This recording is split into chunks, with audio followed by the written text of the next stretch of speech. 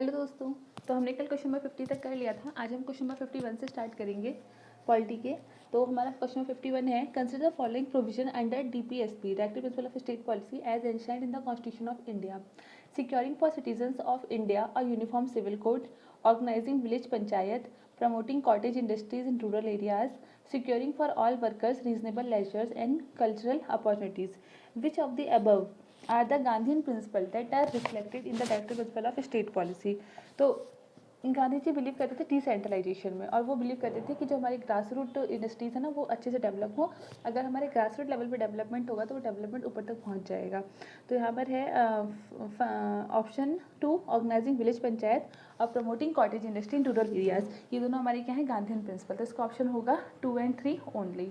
Next question है हमारा question number 52, which of the following special power have been conferred on the Rajya Sabha by the constitution of India. कौन सा special power जो confer किया गया है राज्यसभा में कॉन्स्टिट्यूशन ऑफ इंडिया के द्वारा? To change existing territory of a state and to change the name of state, to pass a resolution empowering the parliament to make law in state list and to create one or more all India services, to amend the election procedure of the president and to determine the pension of the president after his her retirement, to determine the function of election commission and to determine the number of election commissioners। तो इसमें होगा option B, to pass a resolution empowering the parliament to make laws in the state list and to create one or more all India services। Next है हमारा question number 53, which of the following provision of the constitution of India have a bearing on education. इसमें से कौन सा constitution of India जो education से related है? Directive principle of state policy, rural and urban local bodies, 5th schedule, 6th schedule, 7th schedule. तो इसमें 5 के 5 होंगे, क्योंकि डीपीएसपी में तो बात की गई है, रूरल अर्बन लोकल बॉडीज में बात करती है। 5th शेड्यूल और 6th शेड्यूल जो ट्राइबल एरिया से रिलेटेड है उनमें भी हमारे क्या बोलते हैं एजुकेशन रिलेटेड है। और 7th शेड्यूल तो जो स्टेट लिस्ट है हमारी एजुकेशन की उसमें भी आता है, कंकरेंट लिस्ट में एजुकेशन आता है तो वो भी है। तो यहाँ पर आएगा option D, 1, 2, 3, 4 and 5। According to Constitution of India, it is a duty of the President of India to cause to be laid before the Parliament which of the following: the recommendation of the Union Public Finance Commission, the report of the Public Account Committee, the report of Comptroller and Auditor General, the report of the National Commission for Scheduled Caste। तो इसमें option होगा सी, 1, 3 and 4। जो recommendation है union finance commission की, और जो report है comptroller auditor general की, और जो रिपोर्ट है national commission for schedule caste की, ये तीनों ही होगा, सेकंड ऑप्शन नहीं होगा। नेक्स्ट क्वेश्चन है हमारा, which of the following is are among the fundamental duties of citizen laid down the constitution to preserve the rich heritage of our composite culture. तो sorry, इसमें से कौन कौन सी फंडामेंटल ड्यूटीज़ हैं? To preserve the rich heritage of our composite culture है, to protect the weaker section from social injustice ये नहीं है, to develop the scientific temper of spirit of inquiry ये भी है, to strive towards excellence in all sphere of individual and collective activity ये भी है। तो हमारा आएगा option 1, 3 and 4 only. Next question है, the distribution of power between the centre and state in Indian constitution is based on the act provided in the,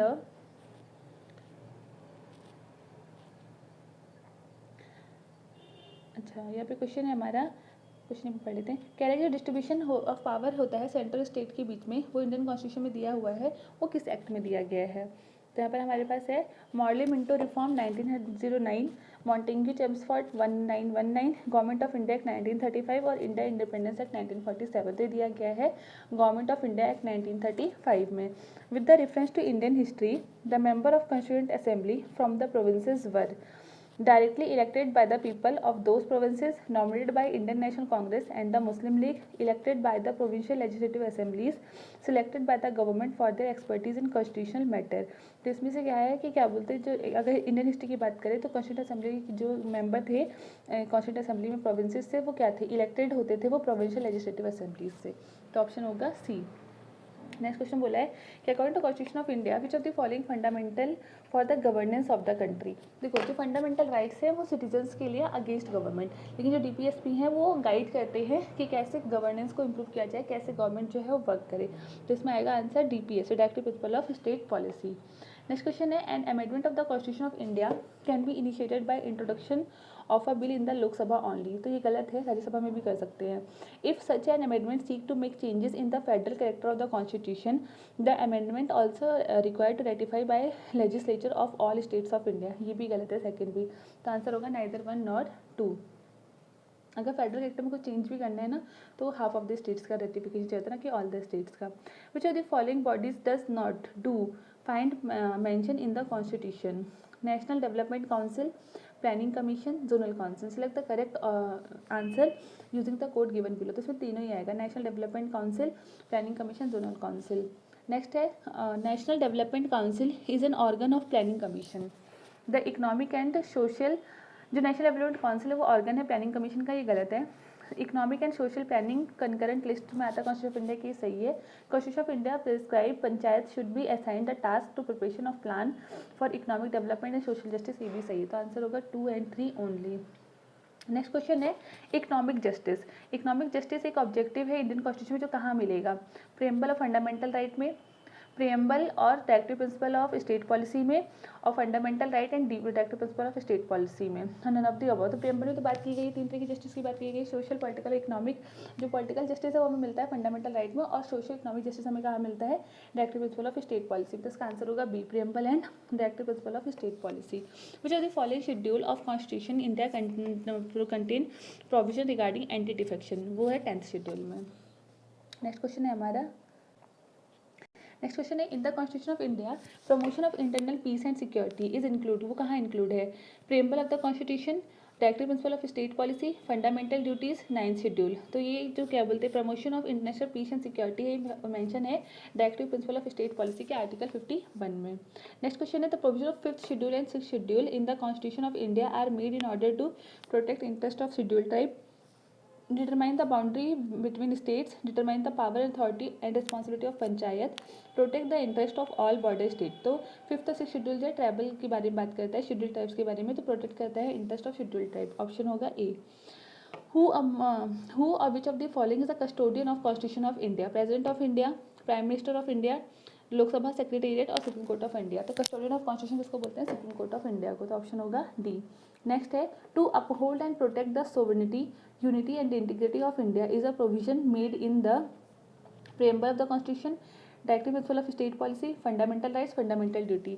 तो to uphold and protect the sovereignty, unity and integrity of India जो है वो एक fundamental duty है। The idea of welfare state in the constitution is enshrined in its preamble, directive principle of state policy, fundamental rights और 7th schedule. तो जो idea है welfare state का ये आता है DPSU, directive principle of state policy में। Consider the following statement regarding directive principle of state policy. हमारे जो DPSP fundamental right, fundamental duty काफ़ी इंपॉर्टेंट टॉपिक है, तीनों आप अच्छे से कर लीजिएगा। The principle spell out the socio economic democracy in the country, the provision contain these principles are not enforceable by court. तो दोनों ही सही है कि क्या बोलते हैं जो डीपीएसपी है वो उसमें सोशो इकोनॉमिक डेमोक्रेसी का क्या बोलते हैं कॉन्सेप्ट निकल के आता है प्रिंसिपल, और जो प्रिंसिपल है ना वो एनफोर्सेबल नहीं होते। डीपीएसपी जो है किसी भी कोर्ट से एनफोर्सेबल नहीं है। अगला नेक्स्ट क्वेश्चन है अ bill pending in Lok Sabha lapse on it's prorogation, a bill pending in Rajya Sabha which has not been passed by the Lok Sabha shall not lapse on dissolution of Lok Sabha। तो इसमें second सही है, second only.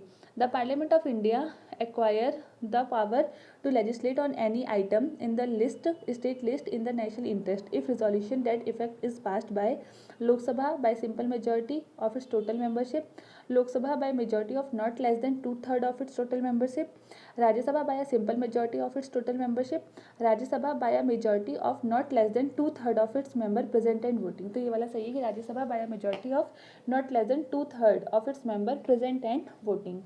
Next है which of the following objective is not embodied in the preamble of constitution of India. इसमें से कौन सी चीज़ नहीं है प्रेम्बल में? तो यहाँ पर ऑप्शन दिए होंगे।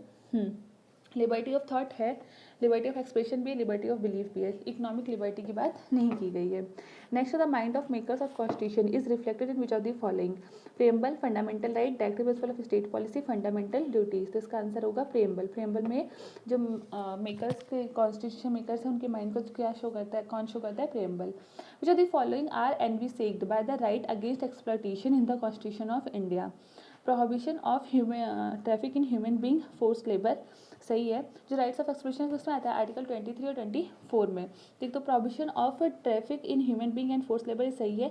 एबॉलिशन ऑफ अनटचेबिलिटी जो है वो आर्टिकल 17 में आता है, राइट टू इक्वलिटी। तो सेकंड एलिमिनेट हो जाएगा, सेकंड एलिमिनेट होती है हमें ऑप्शन सी डायरेक्टली मिल जा रहा है, बट फिर भी वो चेक कर लेते हैं। Protection of interest and minorities जो है ये भी इसका पार्ट नहीं है। और क्या बोलते हैं provision of employment of children in factories and mines, ये वाला है। तो आंसर होगा 1 and 4 only. Next, which of the following statement is correct? Rights are claim of the state against the citizen. Rights are privileges which are incorporated in the constitution of state. Rights are claim of citizen against the state. ये सही है. Rights जो claim है किसका? Citizen का. किसके against में? State के.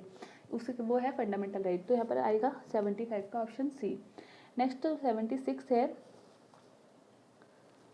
76 अगला है क्वेश्चन नंबर 77. 76 में कुछ प्रॉब्लम है, बाद में देखेंगे उसको. 77 in the context of India which of the following is the correct relationship between rights and duties? Rights are correlative with duties. Rights are personal and hence independent of society and duties. Rights, not duties, are important for advancement of the personality of the citizen. Duties, not rights, are important for stability of the state. तो इसका answer होगा option A. Rights are correlative with duties. Next question है which principle among the following was added to the directive principle of state policy by 42nd amendment of the constitution? Equal pay for equal work for both man and women. Participation of workers in the management of industries, right to work, education and public assistance, securing living wage and human condition of work to workers. तो इसका option होगा B. Participation of workers in the management of industries. Next है हमारा question number 79. Consider the following statement. With the reference to the constitution of India the directive principle of state policy constitute limitation upon legislative function और executive function. तो वो दोनों जो क्या बोलते हैं directive principle of state policy है वो ना तो लेजिस्लेटिव फंक्शन पे लिमिट लगाती है ना ही एग्जीक्यूटिव फंक्शन. तो उसमें आंसर आएगा नाइदर 1 नॉर 2. नेक्स्ट हमारा question number 80. Consider the following statement. The parliament of India can place particularly law in the 9th schedule of the constitution of India. The validity of law placed in the 9th schedule cannot be examined by any court and no judgment can be made on it. Which of the following statement is are correct? तो इसमें answer आएगा first only. तो अभी हम question number 80 तक करना सारी कर लेते हैं. नेक्स्ट क्वेश्चन हमारा in the federation establish by the government of India of 1935 residuary power were given to. कह रहे गवर्नमेंट ऑफ इंडिया एक्ट 1935 के अकॉर्डिंग जो रेस्टिट्यूटरी पावर थी वो किसको दी गई थी? Federal legislature, governor general, provincial legislature और प्रोविंशियल गवर्नर. तो इसका आंसर आएगा governor general. Which of the following reflect the nicest appropriate relationship between law and liberty? If there are more law there is less liberty. If there are no laws there is no liberty. If there is liberty law have to be made by the people. If law are change too often liberty is in danger. तो इसका होगा option B. If there is no laws there is no liberty. Next question है which of the following are regarded as main feature of the rule of law? Limitation of power होता है rule of law में. Equality before law की भी बात की जाती है और लिबर्टी एंड सिविल राइट्स की भी बात होती है. Peoples responsible to the government जो रूल ऑफ लॉ में नहीं आते. तो ऑप्शन हो जाएगा C 1, 2 and 4 only. Next question है right to privacy is protected as an intrinsic part of right to life and personal liberty. Which of the following in the constitution of India correctly and appropriately imply the above statement? Article 14 and provision under 42nd amendment to the constitution. Article 17 and directive principle of state policy in part 4. Article 21 and freedom granted by in part 3. Article 24 and provision under 44th amendment to the constitution. तो right to life जो है personal liberty हमारा आता है article 21 में and freedom guaranteed in part 3. अगला question है The 44th Amendment of the Constitution of India introduced an article placing election of the Prime Minister beyond judicial review. नहीं, ऐसा नहीं है. सेकंड क्वेश्चन है the supreme court of India struck down 99th Amendment of Constitution of India as being violated the independence of judiciary. ये सही है. तो option होगा सेकंड ओनली. नेक्स्ट क्वेश्चन है 86. The motion to impeach a judge of Supreme Court of India can be rejected by the Speaker of Lok Sabha as per Judges Inquiry Act 1968. The Constitution of India define and give detail of what constitute incapacity and proved misbehavior of the judges of the Supreme Court of India. The detail of the process of the impeachment of the judges of Supreme Court of India are given in the Judges Inquiry Act 1968. If the motion of impeachment of a judge is taken up for voting, the law requires the motion to be backed by each house of the parliament and supported by a majority of total membership of that house and by not less than 2/3 of total member of house present and voting. तो इसमें होगा option 3 and 4 only. Next question है under which schedule of constitution of India can the transfer of tribal land to private parties for mining be declared null and void. वो 5th schedule में कहा गया क्योंकि वो प्रोटेक्ट करता है schedule tribe के इंटरेस्ट को. नेक्स्ट है with reference to the constitution of India prohibition और लिमिटेशन और provision contain in ordinary law can not act as prohibition और limitation on the constitutional power under article 142. It could mean which of the following: the decision taken by Election Commission of India while discharging its duties cannot be challenged in any court of law. The Supreme Court of India is not constrained in the exercise its powers by law made by Parliament. In the event of grave financial crisis in the country, the President of India can declare financial emergency without counsel from the Cabinet. State legislature cannot make law on certain matters without the concurrence of Union legislature. तो इसका option होगा B. Supreme court of India is not constrained in the exercise of its power by law made by parliament. Next question है with the reference to the constitution of India consider the following statement: no high court shall have jurisdiction to declare any central law to be constitutionally invalid. An amendment to the constitution of India cannot be called into question by the Supreme Court of India. दोनों ही गलत हैं, neither one nor two. A parliamentary system of government is one in which all political parties in the parliament are represented in the government. The government is responsible to the parliament and can be removed by it. The government is elected by the people and can be removed by them. The government is chosen by parliament but cannot be removed by it before completion of a fixed term. तो इसका होगा option B. Government responsible होती है parliament के लिए and can be remove by it, और उसको remove भी कर सकते हैं उसके द्वारा. Which part of constitution of India declare the ideal of welfare state? Directive principle of state policy, fundamental right, preamble, 7 schedule. तो इसका ऑप्शन होगा A, directive principle of state policy. Next question है हमारा the constitution of India define its basic structure in term of federalism, secularism, fundamental rights and democracy. ये तो सही है. The constitution of India provide judicial review to safeguard the citizens liberty and to preserve the ideals of which on which the constitution is based. Which of the following statement is correct? इसमें होगा neither 1 and 2 क्योंकि first state में obviously include होंगी. Next question है 93. One common agreement between Gandhism and Marxism is the final goal of a stateless society, class struggle, abolition of private property और economic determinism. तो इसका answer आएगा the final goal of a stateless society. Next है the preamble of the constitution is a part of constitution but has no legal effect, not a part of constitution but has no legal effect, either a part of constitution and has same legal effect as any other part, a part of constitution but has no legal effect independently of other parts. तो D option सही है. Krishna Bharti case में कहा गया था कि जो केवल प्रीएम्बल है वो पार्ट है कॉन्स्टिट्यूशन का but has no legal effect independently of other parts. लेकिन अगर खुद को कोई प्रॉब्लम होती है, कोई मिसकंसेप्शन होता है तो वो प्रीएम्बल को रिफर कर सकते हैं. With reference to the provision contain in part 4 of constitution of India which of the following statement is correct? Part 4 में क्या कहा गया है? Directive principle of state policy की बात की गई है. They shall be enforceable by court, तो नहीं, ये नॉन एनफोर्सेबल है. They shall not be enforceable by any court, ये सही है. The principle laid down in this part are to influence the making of law by the state, ये भी सही है. तो ऑप्शन 2 एंड 3 आएगा. अगला क्वेश्चन है other than fundamental rights which of the following part of constitution of India reflect the principle and provision of universal declaration of human right 1948. Preamble, हाँ, DPSP में भी है और फंडामेंटल ड्यूटीज में भी है. तो ऑप्शन होगा 1, 2, 3. Under the constitution concentration of wealth violate right to property, right to equality, directive principle of state policy, right to freedom और कॉन्सेप्ट ऑफ वेलफेयर. तो कंस्टिट्यूशन ऑफ वेल्थ जो है वो वायलेट करता है किसको? Directive principle of state policy को, जो कि आर्टिकल 39 में दिया गया है. What was the exact constitutional status of India on 26 January 1950? Sovereign democratic republic, sovereign democratic republic, sovereign secular democratic republic, sovereign socialist secular democratic Republic. तो जो 26 जनवरी 1950 तक जो हमारा स्टेटस था वो था सोवरेन डेमोक्रेटिक रिपब्लिक, क्योंकि सोशलिस्ट और सेकुलर जो है वो 42nd कॉन्स्टिट्यूशन अमेंडमेंट एक्ट के थ्रू ऐड किया गया था. नेक्स्ट है which of the following best define the term state?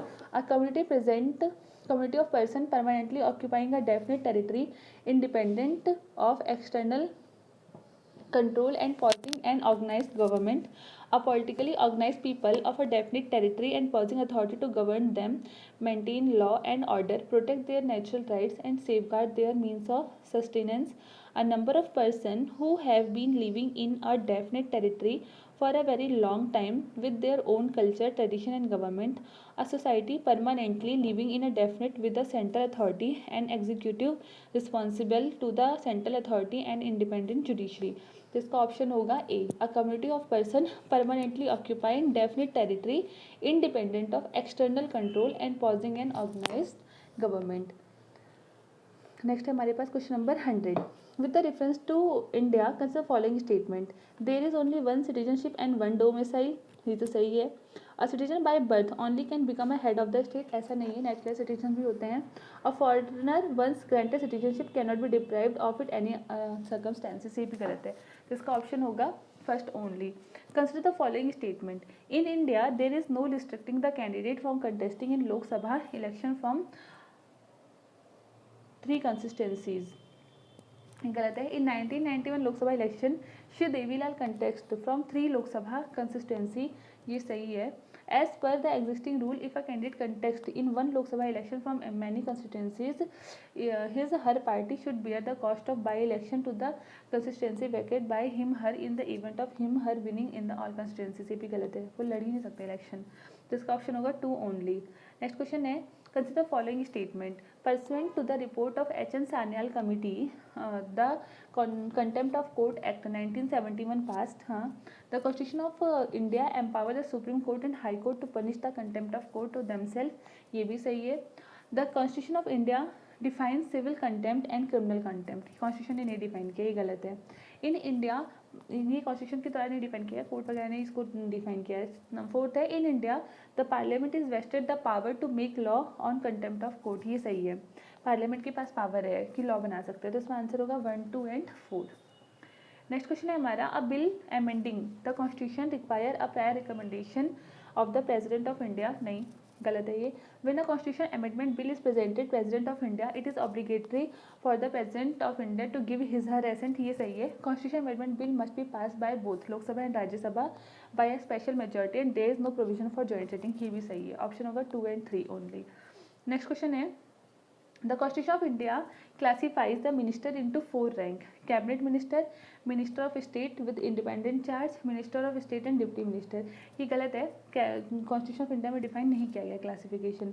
Next है the total number of ministers of union government including prime minister shall not exceed 15% of total members in the Lok Sabha. ये सही है. तो answer होगा second only. Next question है हमारे पास. Next question है हमारा. Consider following organisation bodies in India. National commission for backward classes, national human right commission, national law commission और national consumer dispute redressal commission. How many above are constitutional bodies. इसमें सिर्फ एक constitutional body है, only 1. Consider following statement. According to constitution of India the central government has duty to protect state from internal disturbances. The Constitution of India exempt the state from providing legal counsel to person being held for preventive detention. According to Prevention of Terrorism Act 2002, confession of the accused before the police cannot be used as evidence. इसका भी only 1 pair is correct. Next question है. Which of the following statement best reflect the chief purpose of constitution of a country? It determines the objective for making of necessary laws. It enables the creation of political offices and a government. It defines and limits the power of government.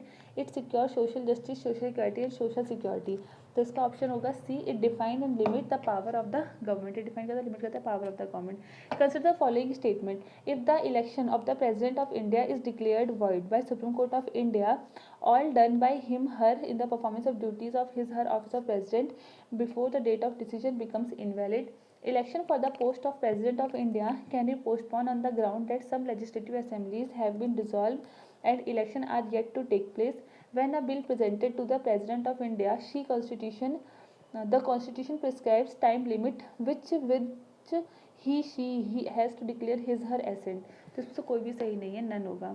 With the reference to finance bill and money bill in Indian Parliament, consider following statement. When the Lok Sabha transmit finance bill to the Rajya Sabha, it can amend or reject the bill.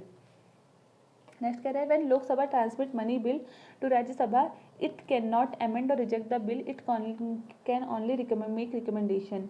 In the Rajya Sabha disagreement between Lok Sabha and Rajya Sabha, there is no joint sitting for money bill, but a joint sitting becomes necessary for finance bill. तो इसका option होगा only one, सिर्फ एक ही pair सही है इसमें. Consider following statement in respect of election to the president of India. The members nominated to either House of Parliament or legislative assemblies of state are also eligible to be included in electoral college. Higher number of elective assembly seats, higher is value of vote of each MLA of the state. The value of vote of each MLA of Madhya Pradesh is greater than that of Kerala. ये तो गलत है. The value of vote of each MLA of Puducherry is higher than that of Arunachal Pradesh because the ratio of population of total number of elective seats in Puducherry is greater as compared to Arunachal Pradesh. तो इसमें सिर्फ एक option सही है, only one. In India, which of the following Constitutional Amendment Act was widely believed to be enacted to overcome the judicial interpretations of fundamental rights? वो आएगा first amendment act में. Next question है हमारा, last question है, which are the following in respect of constitution of India. The constitution day is celebrated on 26 November every year to promote constitution values among citizens. ये सही है.